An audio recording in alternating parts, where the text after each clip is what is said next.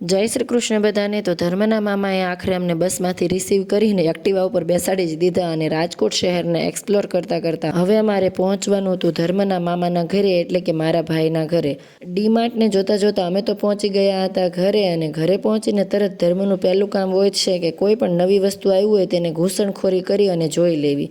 થોડી જ વારમાં પાછળની બસમાં મમ્મી, કાકા, બેન બધા હતા તે ધીરે ધીરે પહોંચતા હતા। બધા જ આવી ગયા હતા ઘરે, અને પરંપરા, પ્રતિષ્ઠા અને અનુશાસન મુજબ ધર્મ હંમેશા સંતાઈ જાય છે અને ઘરના લોકો ગોતે છે।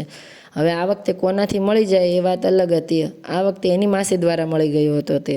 પછી થોડો આરામ લઈ નાસ્તા પાણી કરીને અમે લોકો થઈ ગયા હતા રેડી, અને અમારે જવાનું હતું શાદીવાલા ઘરે। અમે પહોંચી ગયા આ શાદીવાલા ઘરે, અને આ ડેકોરેશન જોઈ અને મારું મન ખુશ થઈ ગયું હતું। આને કહેવામાં આવે છે કાંધી, ચાકળા, ગાડલી વગેરે ડેકોરેશન આજકાલ તો દરેક ઘરમાં કોમન થઈ જ ગયું છે, પરંતુ આ ડેકોરેશનની ખાસ વાત એ છે કે ઘરમાં જે દીકરાની બહુ પરણીને આવવાની છે તેણે પોતાની જાતે આ ભરત ભરેલું છે।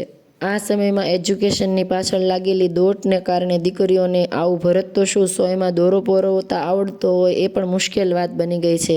આમાં દીકરીઓનો પણ કાંઈ વાંક નથી, કારણ કે અત્યારે કોમ્પિટિશન જ એટલી બધી વધી ગઈ છે। સ્કિલને સાઈડ ઉપર મૂકી દેવામાં આવી છે અને માત્ર ભણતરને મહત્ત્વ આપવામાં આવ્યું છે, પરંતુ આવડી મોટી કાંધી, ચાકળા, ગાદલી અને તકિયા શહેરમાં રહેલી એક દીકરીએ પોતાના હાથથી આ બધું ભર્યું છે એ જોઈને મારું મન તો ખુશ થઈ ગયું હતું। ધર્મએ તો મેજર ટેપ ઉપાડી લીધી હતી અને દરેક ભરતને માપી માપીને કંઈક તો માપ કાઢી રહ્યો હતો। હવે શેનું માપ કાઢી રહ્યો હતો એ સમજાતું નહોતું, પણ માપ જરૂર લઈ રહ્યો હતો।